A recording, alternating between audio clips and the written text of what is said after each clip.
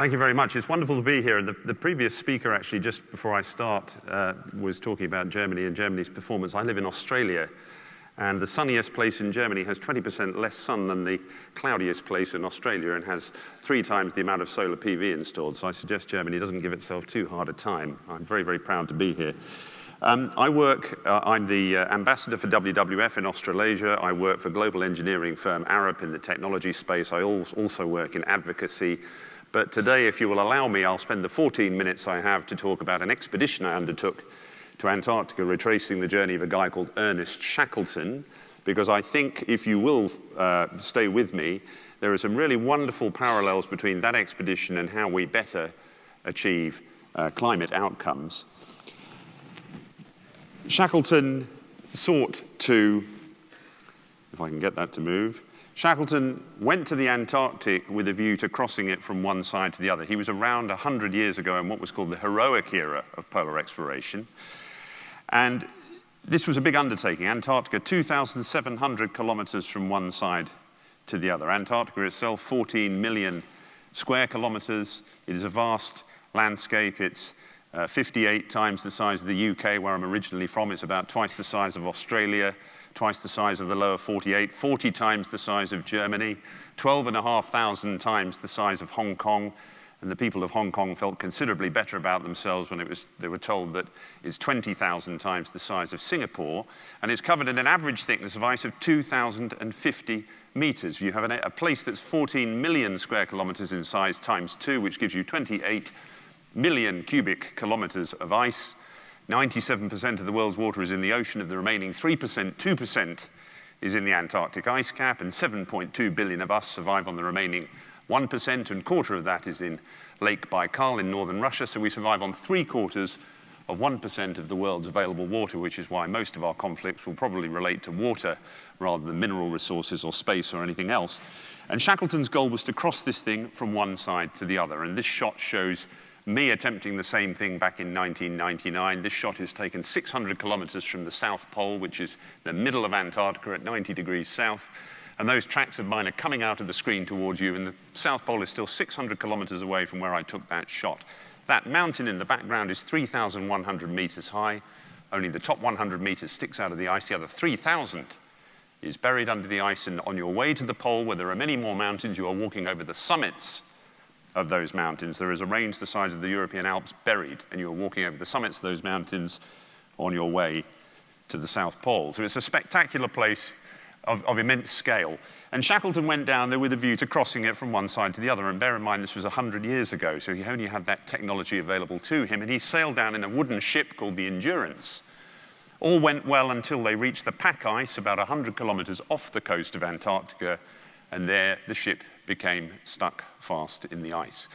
Vast rafts of ice pushing in around the wooden hull of the ship, and even though it was a very strong vessel, soon the hull was broached by the ice, and soon the only thing that was actually holding the ship up was the fact that the ice was packed tightly in around it. As soon as the ice decided to go the opposite direction, down went the ship. There was Shackleton and 27 of his men, as they all were in those days, on the pack ice, wondering very much about what the future might hold for them.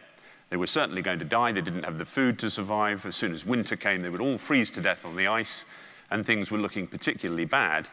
Shackleton apparently gathered everybody around him and said, "Men, today we will go home." And said this with a confidence, frankly, he had no real right to use, because he had no means of delivering them from the circumstances in which they found themselves. But he demonstrated what we now call leadership. And Shackleton is now taught, and many other things too that I don't have time to go into now with the time I have available, but he demonstrated all of these incredible principles of leadership to take his people from where they were to ultimate safety. And Shackleton now, based on this leadership, is taught at many of the world's leading management schools. INSEAD in Paris, Cambridge in the UK, Wharton, Yale, Harvard in the US. NASA has a Shackleton leadership program. You should check it out. It's fascinating stuff. And distilling all the things that I think he stood for, the one message perhaps more than any other that springs out to me about his leadership was that he understood that teams are made up of individuals, and they all have different strengths and weaknesses and positions and hopes and aspirations. And if you want to get a group of people moving from one position to another to achieve a singular goal, as far as I'm concerned, a definition of what leadership is, taking a group of people from one place collectively to achieve a singular goal. You need to appeal to them with different language that resonates with the audience who you're trying to change the behavior of. There's no point going in with a one-size-fits-all approach, and I tend to feel, with 20-plus years of working in the environmental advocacy space and the technology space, we tend to far too often use guilt and fear as the main drivers to try and elicit action from the audience that we're seeking to change the behavior of, the general public, policymakers, kids, corporate sector. We need to be far more subtle about that, where there are many, many opportunities of hope. Many of the people in the room today are involved in technology that really offers a solution to some of the issues we face, and many of the financiers in the room really offer the keys by which we can unlock so much of that potential. I think we need to be far more subtle about the way we message to the audiences whose behavior we seek to change. And frankly, people can make money out of renewable technology. We've by far and away reached a position where many renewables are far cheaper than their fossil fuel alternatives. We should make a big statement about that, rather than, again, trying to rely on moral messaging to get the change that we seek. Shackleton, back to Shackleton, he's on the ice. The ship has gone down. He's given the speech about how he's going to save everyone. But the reality is their predicament is still very serious. They're 10 months stuck in the ship, a further 5 months living a precarious existence out on the pack ice, until finally, as the story has it, they're living under the 3 lifeboats from the ship. This is one of them. These are 7-meter-long, keelless rowing boats, essentially. And they're living under these on the pack ice, eating seals and penguins and things like that when they come by. And things are very, very serious. And one night, apparently, the piece of ice on which they're camped breaks up. What do you do in that situation? Of course, you turn the boats under which you've been sheltering the right way up, and you get in them, obviously. And you try and get to the nearest piece of land. The nearest land for them was a place called Elephant Island, so called because of elephant seals, not the trunk variety. They arrive at Elephant Island. They have been 18 months at sea in a stricken ship and living on the pack ice. Obviously, they celebrate. As far as they're concerned, they have saved themselves. Shackleton knew better. He knew that Elephant Island is not on the way to anywhere. It doesn't have a human population, even to this day. No one was going to save them. The only thing for it was to get into the most seaworthy boat with the 5 best people and attempt to journey across the Southern Ocean in a boat that, frankly, is completely inadequate for the task, to reach the nearest habitable place, a place called South Georgia. If you can reach there, there are whaling stations. You can get them to send a bigger ship south to pick up the 22 men he leaves behind on the island. Against all the odds, he makes it to South Georgia. Had he missed it, the next piece of land is Namibia, 5,000 kilometers further on. This is a dot in the ocean. He arrives on the southern side of the island.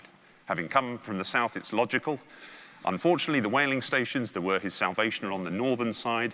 In between is a mountain range that's never been climbed. He has no equipment, no maps, no ability.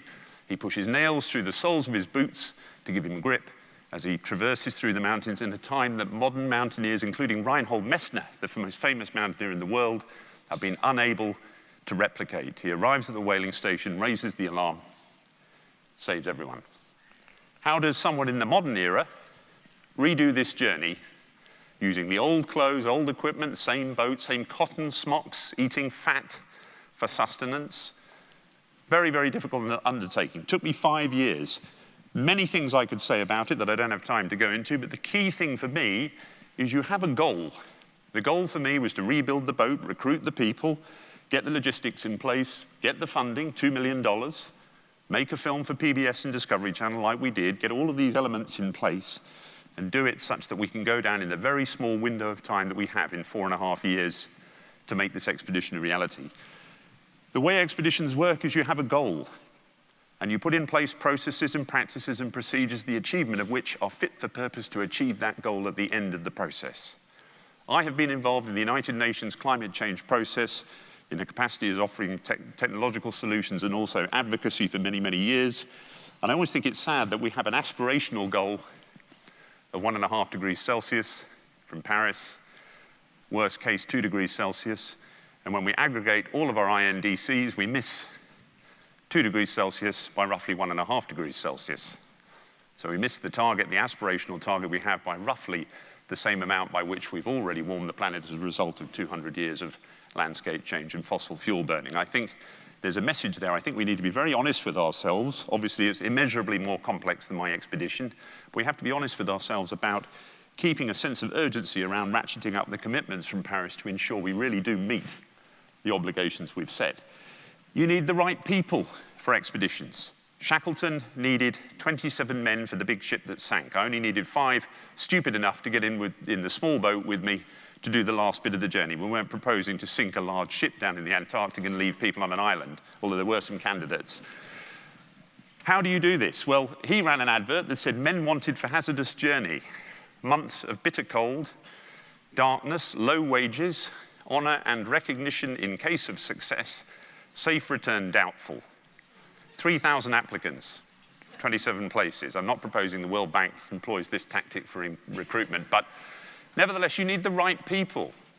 It's very obvious. We have a lot of the technological solutions here. We have a lot of the policy framework solutions here. We have a lot of the political representation here, a lot of the financing here. But unless we align all of those, we don't get the cigar. You know, you need to align all of these things in order to make the magic happen. This is why this conference is so exciting, because we have this coming together of all of these key stakeholders that, if we can align ourselves, can really achieve what we seek to achieve. The expedition was a multi-million-dollar exercise. That money was never destined for charity. It was always going to make a film for Discovery Channel, so I feel no guilt about that whatsoever. But the process was long. I had 4 corporate sponsors, Discovery Channel and PBS as the broadcast partners, and a TV production company. I had to impress and keep on board 7 different stakeholders. And I had these fortnightly phone calls where we discussed the progress of the project over the 4-year period. I expected they would want to hear about the risk assessment, the occupational health and safety plan, the budgets, how the training was going. But after the first 2 or 3 of these calls, I realized that people just wanted to see pictures of the boat. And it's interesting, humans are very evidence-based creatures. The expression seeing and believing is one that we use for a good reason. People need to see tangible evidence of things. One of the things that climate change suffers from, having tried to communicate it for so long, is the fact that you can't see greenhouse gas. And it makes it too intangible for people. We need to find proxies that speak to the people whose behavior we seek to change. And those proxies must be real. They must be tangible. People must be able to see the change. The other thing I would say is that in any process of trying to make an expedition happen or achieve a decarbonized planet, we must show tangible evidence that the whole agenda has moved forward. Exemplar projects that show how we've brought together all of these different elements to actually deliver something on the ground are so critically important, rather than more talk about what we could do if we all aligned ourselves. Very, very important. Life on the ocean, in Shackleton's boat with no keel and with rocks and camera batteries as ballast to try and prevent this thing turning over in the roughest ocean in the world, using old technology, cotton smocks that weren't waterproof, sea temperature 1 degree Celsius, survival time 10 minutes if you fall in. There are no EPIRBs, guy lines, life jackets, cheating. Nothing is going to save you if you fall overboard in your cotton smocks with your leather boots and your woolens. The only way you can make an expedition like this a reality and get through it all is by setting small targets, the achievement of which, small goals, incremental goals, the achievement of which will get you to the outcome in the end.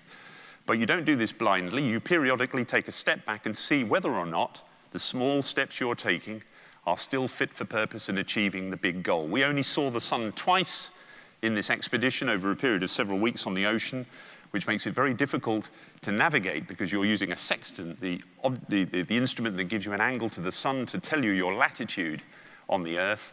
And that were the only 2 opportunities we had to actually check whether we were where we thought we were based on our dead reckoning, which is estimating the speed and direction of our travel. And I sometimes find that there's a real parallel here between taking a big goal like saving the world from the effects of climate change. You break down the enormity of that task into small pieces, but you periodically take a step back and see whether or not the processes you have in place are still getting the job done. The what remains fixed, the how you get there, needs to change in accordance with the landscape. We reached South Georgia, as Shackleton had done 100 years before us, in several weeks. And we arrived on the island, and unfortunately, South Georgia, it's a sub-Antarctic island, 54 degrees south, a wonderful place in terms of the richness of the nature, but unfortunately, climate change has ravaged the island. 92% of the glaciers are in wide-scale retreat, so ironically, The journey of Shackleton's in his footsteps 100 years on is far more dangerous for us than it was for him. You're falling into these crevasses all the time. And the images I'm showing you are ones where you could see what you're doing. You have to travel even when you can't see anything, because in order to generate body heat, which is what keeps you alive, you need to be moving. And you need to move regardless of whether you can see anything. And you fall into these crevasses, and the crevasses are far worse than they were for him because of the effects of climate change on the island. We all took it in turns to lead. I never ask as a leader other people to do things I'm not prepared to do myself, and that's all about trust. I have a friend who works in water resource management in California. He's trying in the face of the drought there to get people, farmers, to reduce their water allocations. It's very similar to us telling industry to reduce its carbon footprint. In order for people to do it, they must trust you. They must realize that what we are asking them to do, the cost impost we're placing upon them, is going to be evenly applied across all stakeholders, so they're not financially disadvantaged in their market. If we can't demonstrate that trust, people will not move in an expedition or in decarbonizing their industry. This shot is a shot of the last glacier that Shackleton crossed on South Georgia. This shot is actually taken in 1956, not 1916, when Shackleton was there. But this is the snout of the last glacier that Shackleton crossed. In his day, it stuck out another kilometer into the ocean, but this is the earliest photograph I could have. He was worried about survival, not taking pictures, so there aren't many pictures from him. But I went back there last year, and the level of change is very easy to see. If I was able to turn the camera around and point it back up the valley, I'd seen the Koenig Glacier, which this one is, would have retreated another 3 kilometers up the valley. And in fact, the last glacier for us, unlike for Shackleton, involved a wade across a lake rather than a climb over a glacier. And it struck me at the time that glaciers and the melting of glaciers is a very good way to tangibly show climate change. And if you want the media to cover things, I used to do Al Gore presentations with hockey stick curves of carbon emissions and parts per million of CO2 in the atmosphere. The media are a little bit bored of that. You need to offer them something else. And similarly with the corporate sector, you need something which engages people in a different way, and melting glaciers is that way. The difficulty with the Antarctic is there aren't many people there. The only people down there, it's never had a native population. The only people there are scientists doing great work in bases, but we don't have a native population. A place where we do is at the equator, and this is the basis of my next project that I'm on at the moment. In fact, tonight I fly to Uganda. I'm climbing all of the mountains at the equator that have a remnant glacier, and there are 25 of those.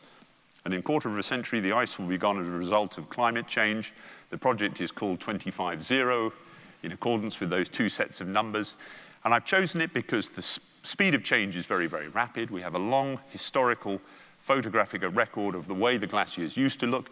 And most importantly of all, we have people and stories of people who've been affected. And it's about storytelling. If you want people to get emotionally engaged with the issue of climate change, parts per million of CO2 don't necessarily do it. But if you can equate that to changes on the ground and people have been impacted, we can really start to get some emotional engagement.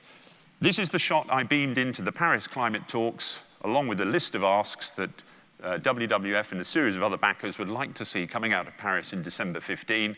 And this is the shot from the mountain opposite Mount Stanley in the Ruwenzori Mountains, which sits on the border between Congo and Uganda. It's the largest ice cap in Africa. It's called Ngaliema. Locally, it's called Mount Stanley to Westerners. This is Africa's largest ice cap.